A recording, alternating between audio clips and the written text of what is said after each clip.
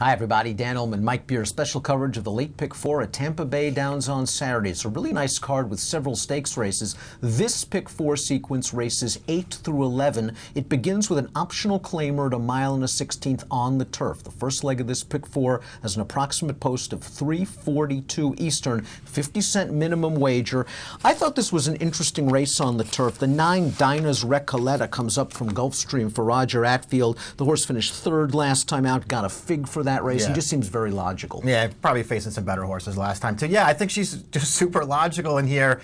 The race sort of starts with her. I think it's just one of those situations when you start going through her run lines, they just have her to beat. She's running in the best races and she's held her own.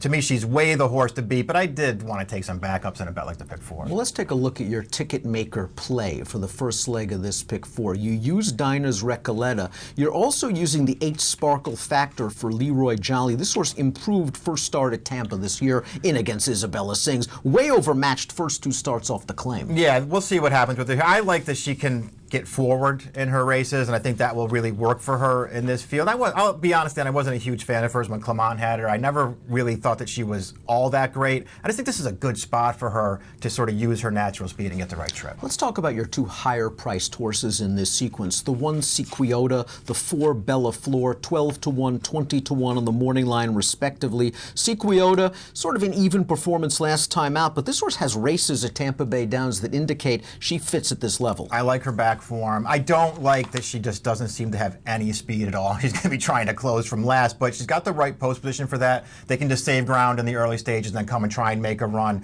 And she's got back races that give her a look in this race. The other horse is a little, maybe I should have put this horse as a C, Bella Flor, instead of a B, but I like her pedigree on the dam side for turf. I like her synthetic form. So I'm hoping that she handles the turf as they stretch her out. This horse has a little bit of back class too. Stakes winner on dirt, black type earner on synthetic, and sometimes that synthetic form can successfully translate to turf. Here's my ticket maker ticket, beginning with race number 8. I'm going to use the 9, Dinah's Recoleta. We discussed her, a very logical horse. Entrentress just goes out for Tommy Proctor, who's just having yet another tremendous season at Tampa Bay Downs. I was a little bit disappointed, I had to admit, with her most recent race. She didn't do much, but her other races, 3 starts back, are okay. Do you think she's kind of more of a shorter distance horse at this point of her career? It's a tough, really, really tough call. I'm not sure if she's a better sprinter or router. So far, the 2 times that she hit the wire first have been going long, so maybe that's all you need to know about her, but I still think it's a pretty tough call. One of your A's, Sparkle Factor, the 8 would be my B. My C, like your backup, one of your backups at least, is a first-time turf runner. This is the 5, Purpose of Life, and it's quite possible that they're simply trying the surface because they're throwing their hands up, they don't know what to do. The last couple of dirt races aren't very impressive, to say the least, but then she was also no superstar on dirt. True enough. Tiny bit of pedigree here. Horatio DePaz does good work. I use that horse as the deepest of backups. Race number 9 is the Gasparilla Stakes. It's $100,000, and I believe you and I will be covering this race live on DRF Live, live.drf.com, beginning at 3 p.m. Eastern on Saturday afternoon. The Gasparilla has post time of 4:15. Our Angel Caitlin beat several of these horses last time out in the Sandpiper and is the speed nearest the rail. Yeah, listen, I have no argument against this horse. Her races are all good. She won that race pretty convincingly last time. I thought she got to get to 7 here. There's a couple of speeds to her outside. Maybe it'll work against her, not letting her knock me out of the pick 4. I'm using her as an A. I really like another horse. I really like Mythical Tale in this race, though. I'm very interested to see what she does. Just her third start, her first 2 starts, to me, are both very good. I like this horse in this Let's race. take a look at your ticket maker ticket for the second leg, and those are the 2 horses you're using. The Speed that likes the track, and Mythical Tale, who was a 50-1 debut winner going 6 furlongs. And like you, that was a fast race last time out. Produced a couple of last out winners. She didn't break well, but she sat a nice spot. She was down inside in the stretch. She did some nice things in that race, and she's still learning, and there should be some pace to set her up. I think she'll get, she should get definitely a nice setup in this race. I like it. She cuts back a little bit too. The horse that beat her last time, that horse, nothing wrong with that horse. I thought this horse ran really well. I thought her debut too was just deceptively good. She was so green early that time. She bore way out into the track, and then all of a sudden she righted herself, and she came with a big, through the turn, all through the stretch, she came with a big run in that race. My ticket's somewhat similar as we take a peek at it. I got to use Our Angel Caitlin. I got to use Mythical Tale. I guess the Pletcher at Tampa factor isn't as much as Pletcher at Gulfstream. Yeah, I don't think so. Brumby Bay is no star, but I wonder if last time out she was compromised by being the one that had to go after our angel Caitlin on the turn. And I think this time out on the outside, her new rider, Jesus Castaneda, is at least going to hope that someone is the one that at least takes some of the starch out of our angel Caitlin. I think she'll be sitting a nice trip on the outside, but boy, last two races of 61 are hard to inspire. Too much confidence. Just got to improve a little bit here, but it's Pletcher in a stakes race. You know, when he just keeps them going in these stakes races, they tend to find themselves. Third leg of this pick 4 is race number 10. We're moving back to the turf. It's a first level allowance race. There are a couple of horses in here that are going to take money, and they just may be too tough to beat. The 4 Earring, the 10 Vagabond. Let's talk about Earring, who's just missed in 2 tries in North America. Last time out in the Grade 3 Long Island. Is this distance, though, kind of short for her? It might be a little short. We'll see.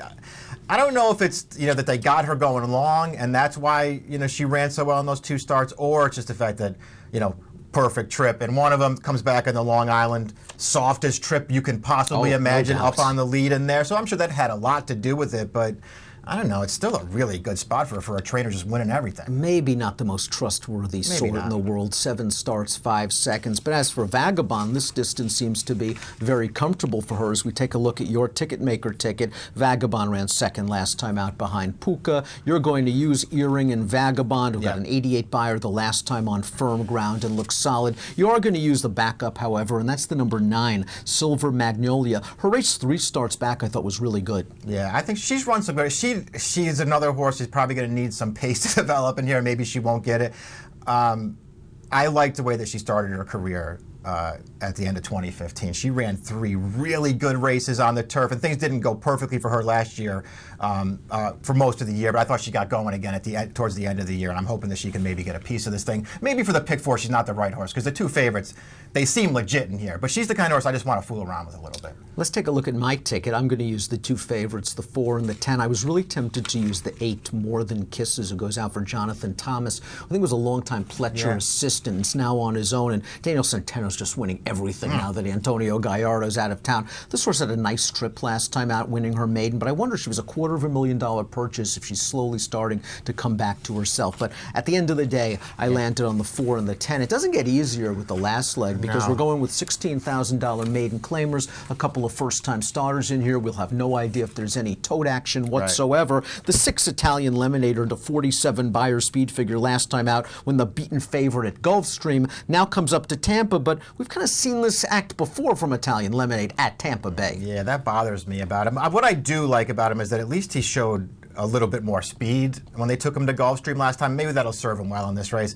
I got to be honest, I didn't love him, but it's hard to love anybody in this race. I was a little more interested in Tiz Samurai than I was Italian Lemonade, but they sort of look like the same horse to me. I think it all comes down to what happens with Heaven's Buzz. He just looks like the interesting first-time starter, maybe catching the right field for a guy who's off to a great start here and who wins with first-time starters. I mean, I hate to take first-time starters, especially in the last leg of a pick 4, but if he can run it all, this is a good spot. And it's just that Dale Bennett can seemingly do no wrong like Tommy Proctor at this meet. Here's Mike's final ticket maker play, the entire play for this pick 4 sequence. You're going to use Heaven's Buzz, the first-time starter, as a backup. You're going to use the Fig Horse, Italian Lemonade, as a backup. Now let's talk about the other horse you're using as an A. We mentioned Tiz Samurai, a horse that just missed at this level 2 starts back. That might have been in a little bit steep last time. The Great Ludini, I think, is a very interesting horse. First-time Bennett, first-time this surface. Dropping in class with some speed. I'm expecting a much improved effort. Me too. I just think that he's a sort of a logical kind of horse who may not be that short of a price in this race. We'll see how they wind up betting it, but he just makes a lot of sense. I also like that they're getting a little shorter with him. He has 7.5 and 7 in his last 2. Now they go shorter with speed. Here's my final ticket. I got to use the 6 Italian Lemonade, the 2 Great Ludini. Those are the 2 horses with experience. And like Mike, that interesting first-time starter, the 8 Heaven's Buzz, is going to be my backup. Now watch Salty kind of dog beat us in the final leg of this pick 4. It's a fun sequence. Races 8 through 11 at Tampa Bay Downs on Saturday. Approximate post time of the first leg, race number 8, 3:42 Eastern. Best of luck.